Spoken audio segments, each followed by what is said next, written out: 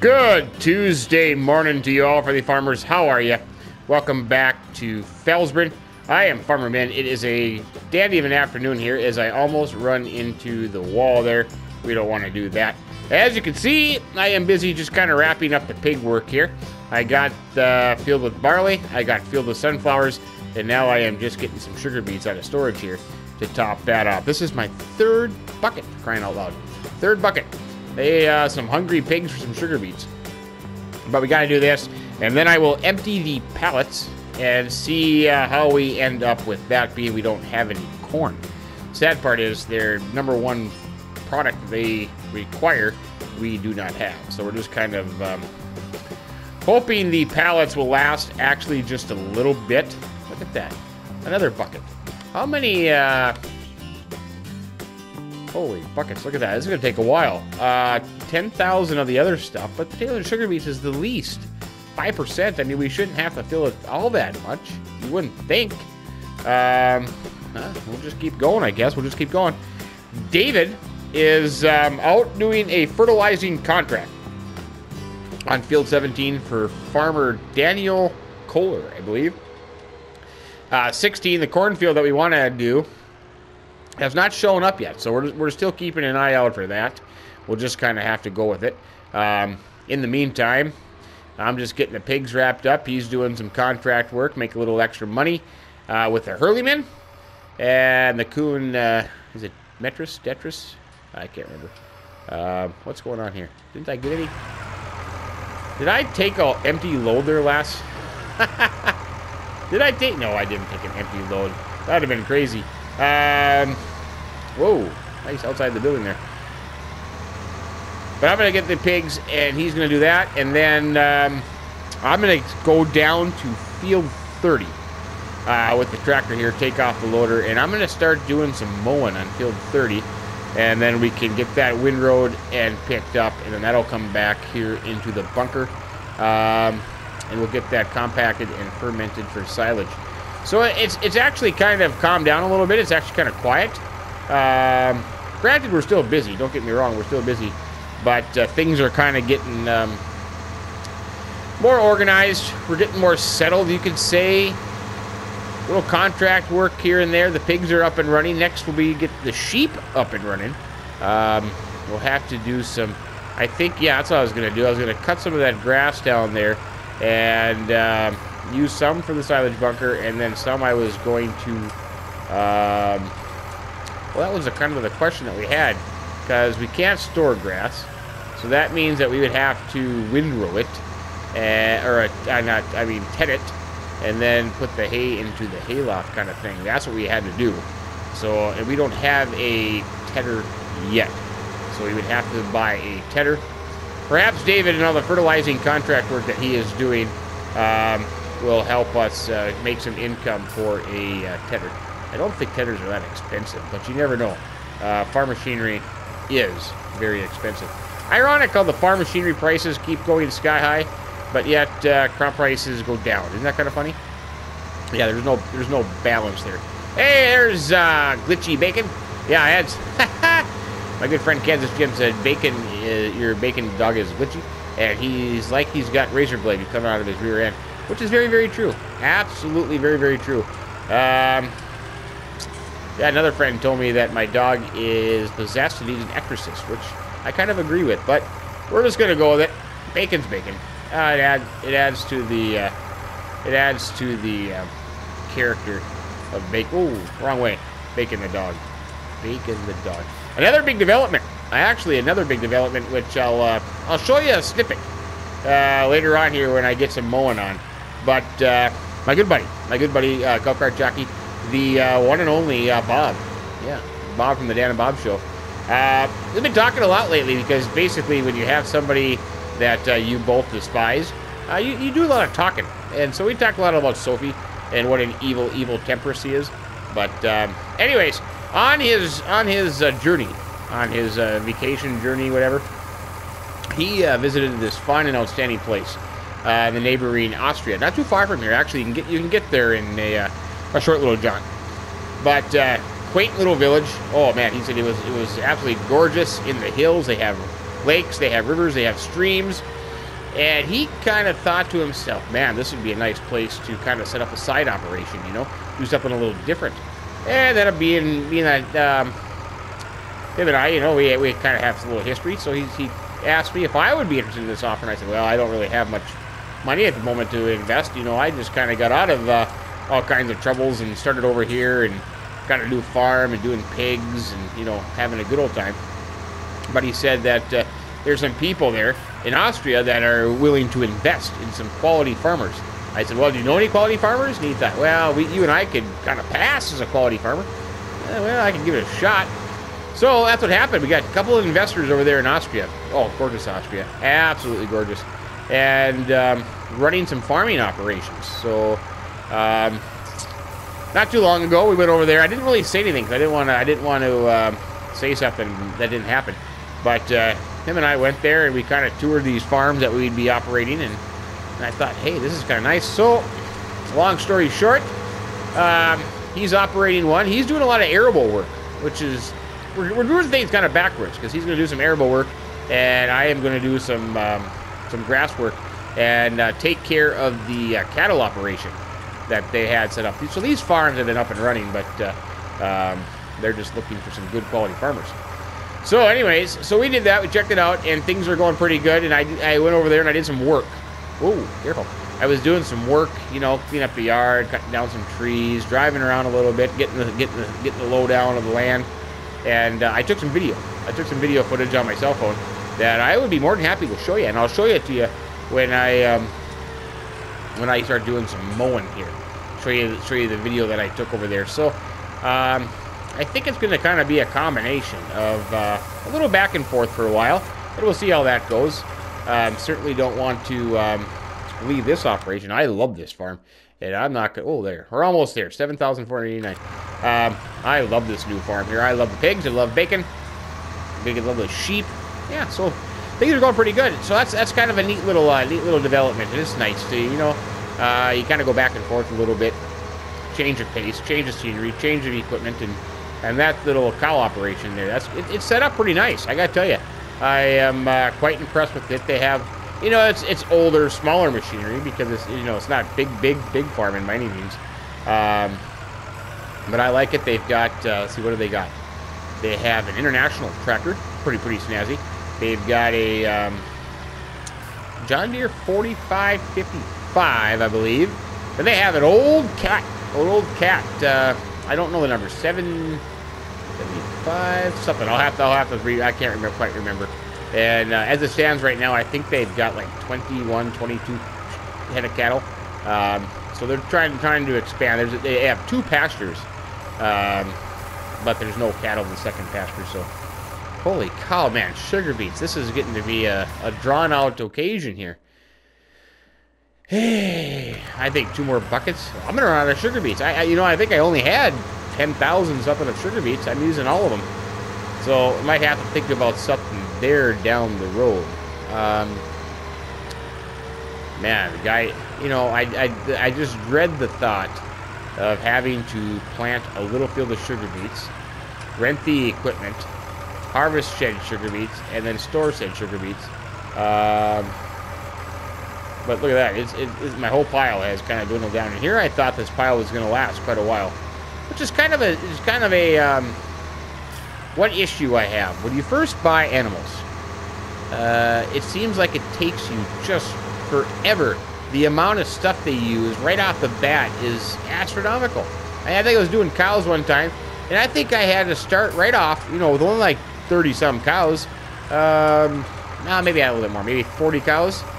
Like 200-some-odd thousand liters of total mixed ration power food. That is crazy. Right off the bat.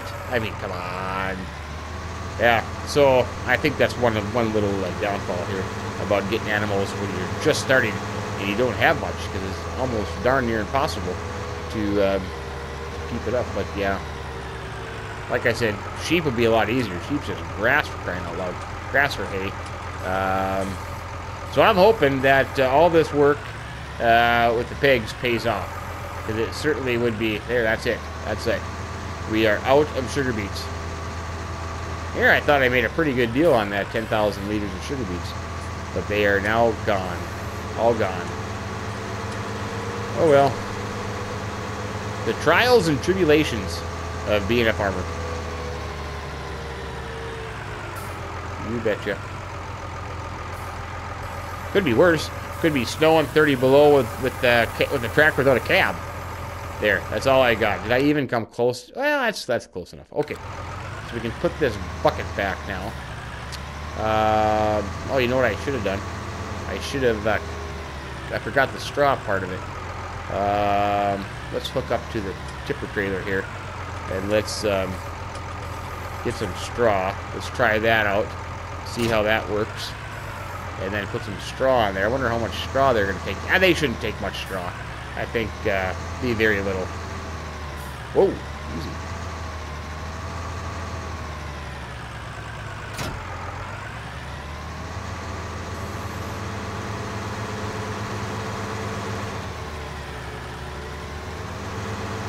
Then we'll get those pallets unloaded. That'll be another interesting thing to see how much those, how far those pallets go. Kind of one of these setups here on this farm where I have to kind of back into the spout. I can't just drive full through. That's okay. That's okay. It tests your backing up ability. That's what it does. Alright. We'll just fill it up, because I have no idea how much straw it's going to take. We'll just fill it up, and we'll see how good that goes.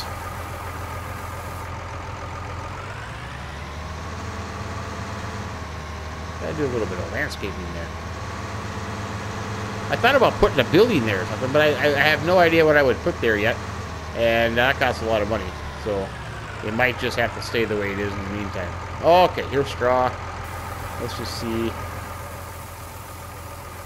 Oh, look at that. Filling up pretty quick. Look at that.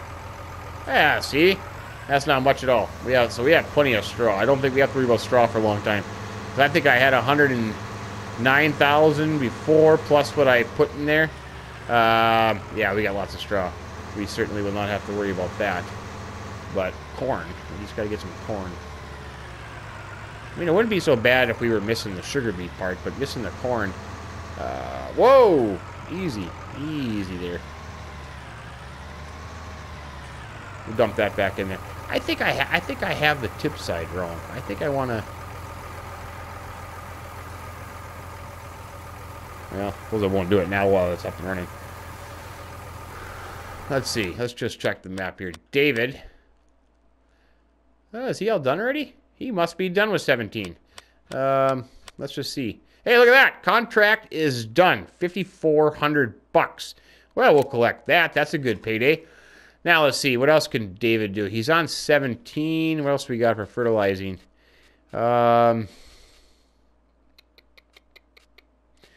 Fertilizing field 9. 5,500 bucks. Let's see. You know what? I should be able to know where all these fields are, but for some reason I don't. Field 9. Oh, just right north of them. Hey, that would be pretty good. I'll tell you what. Oops, back to this page. Tell you what, I'm going to call David and tell him he can go start 9. We'll accept that contract and do that one. So that'll work out pretty good. So I'll give him a call here in a little bit and say, David, go to field 9. He likes that Hurleyman. I'm surprised. He thought that was just a nice little tractor. Works out pretty good with the backpack sprayer on there. I don't know how much fertilizer he used, though, on field 17. If he has some left over, or if I have to call down to... Well, David can do that. He can go talk to Big Papa C and get some fertilizer. That's not a big deal. That is not a big deal at all. Let's, well, let's put this back without hitting the other Fleagle trailer. Bad driving. Bad driving. You know what? I think I still hit it. What in the heck is going on? A little bit of concrete barrier in between my trailers because I keep hitting them together. There, that's a little better. Okay, drop that off there. Hook up to the pallet forks. There we go. Got them. And let's just give this a shot and see. Oh, these, without hitting the water trailer, these are going to go fast. Without hitting the rock, these are going to go fast. I have a feeling. It's not going to take much to end these 6 pallets here. Oh, easy.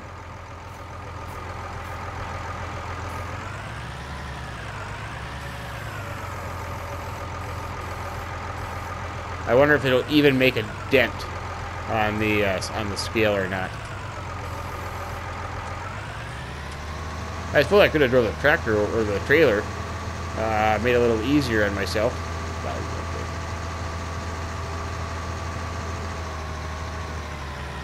I wonder if this is going to add to everything, or if it'll add to everything, won't it?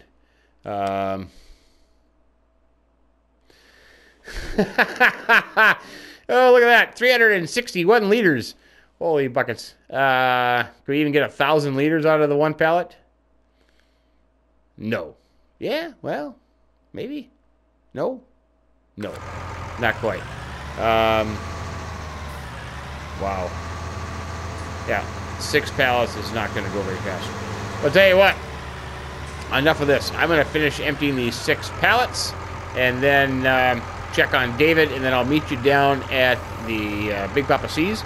Get those mowers hooked up, and we'll give that a shot, and we'll see how that goes.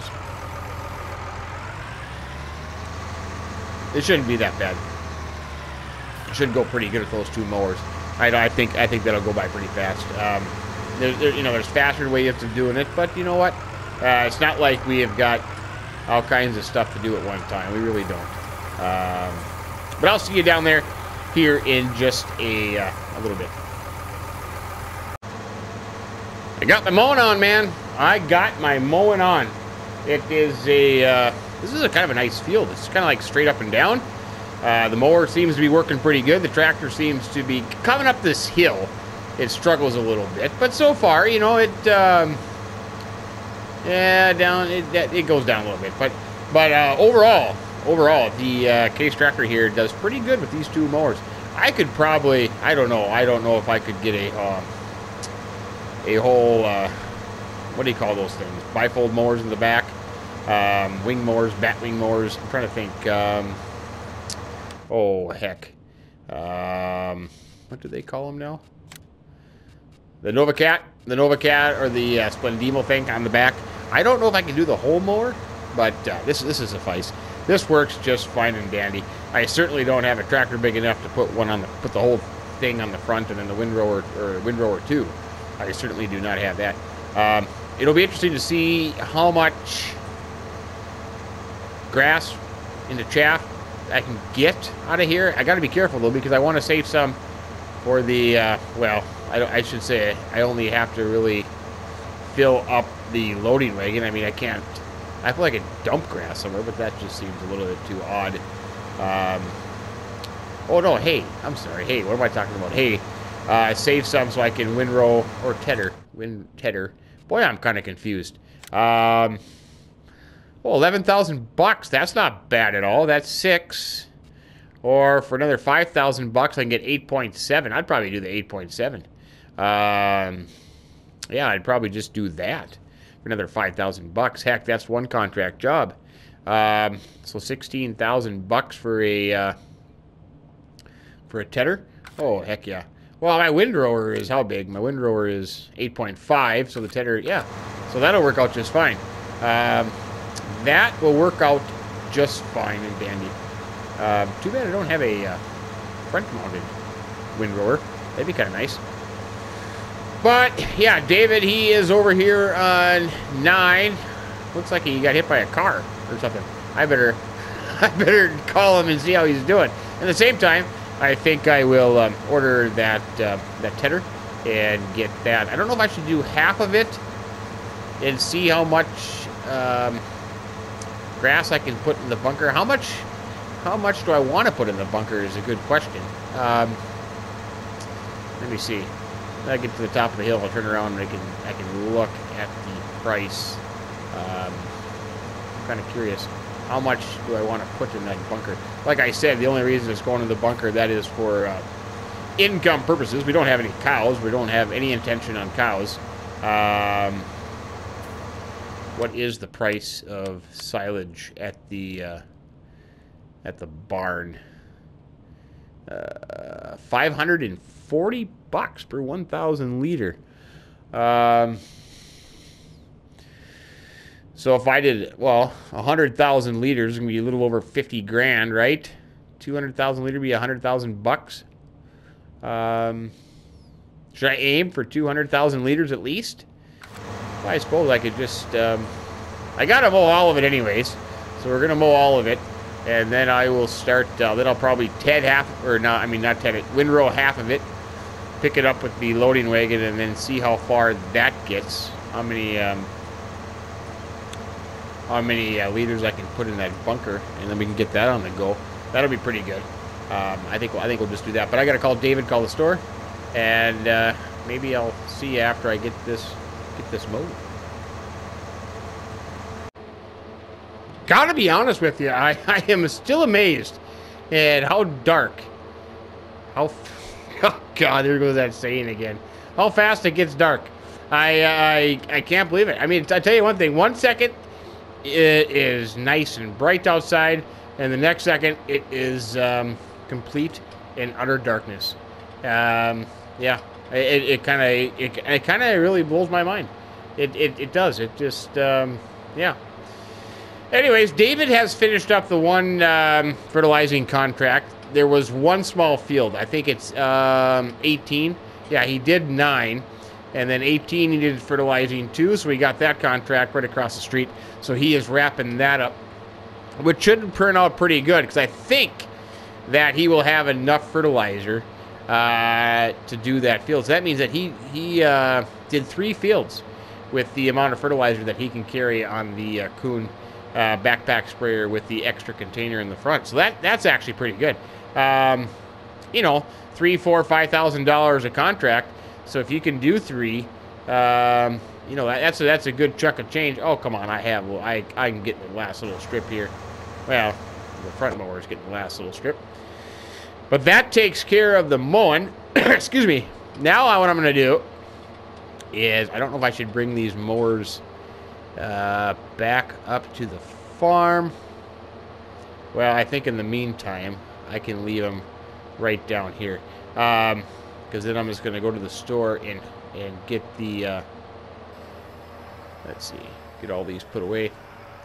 Get the windrower that I had purchased. Let's see. You know what I can do? I can just leave them right here on the edge, I think. I think that'll, oh, look at that big pile. Let's see. We'll just unhook that there. Whoa! Sorry about that, white car. Almost scared you, didn't I? We'll unhook this one here. So now what I gotta do is now I gotta windrow a bunch. And then, oh yeah, that's what I can do. I can windrow a bunch. And then when I go up and get the loading wagon, I can take the mowers up there with me. That would make sense. I think I'm gonna windrow. Well, I don't know. I'm kind of torn. Well, I have to go up there and get the loading wagon anyways, too. Maybe just windrow one. Well, we'll see how big the windrows are here. Let's see. That's the tedder I bought. Nice little tedder. Here's the windrower. We'll hook onto that. I like this windrower. I really do. I wish I had a bunch of money because I'd buy that Merge Plus thing.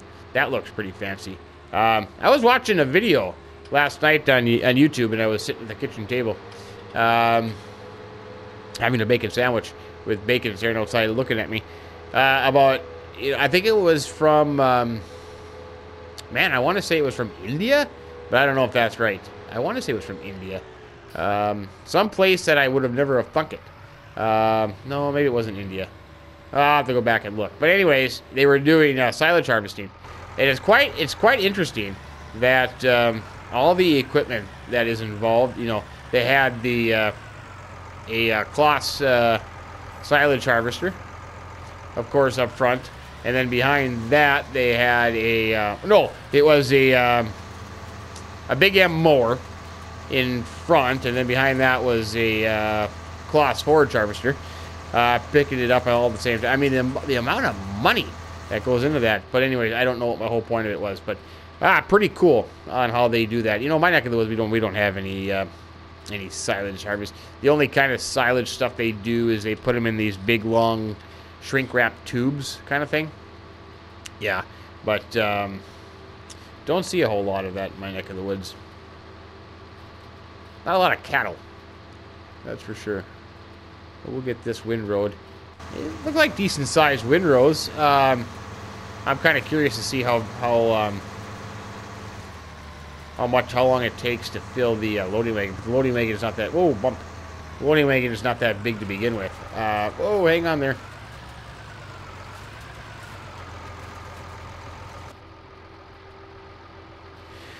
Boy, yeah. See, look how dark it gets. I mean, just in that last little 5 minutes, it went from dusk to pitch black outside. Yeah, crazy, absolutely crazy. But I'll tell you what I'm going to do. I am going to get this windrow here. I'm going to windrow half of it. I'm going to windrow half of it, and then I got to go up and get the loading wagon. I don't know how much more we'll get done tonight. I like to do it in the daylight, so maybe I'll just windrow half of it, and then we'll call it a night, and then we can pick it up tomorrow or the next day or whenever we get back to it. I think that would be kind of a good plan. Might be a little shorter today, but I apologize for that. But the night set on us pretty fast. So what I'm going to do is I'm going to leave you there, and then I'll show you my nice little home videos that I took from Austria here. Put a little music on. I'll show you my home videos from Austria, and let me know what you think of that. It looks pretty fancy, doesn't it? I kind of like it. I even cut down a tree, for crying out loud, by hand. So take a look at that, and let me know what you think. But anyways, we will leave it there. Hope you enjoyed it. If you did, give us a like. We would sincerely appreciate that. And if you haven't subscribed to the channel yet, please do that as well. We are very grateful for that. But anyways, have yourself a great Tuesday, and we'll see you next time on FELSBRUNN. Talk to you later.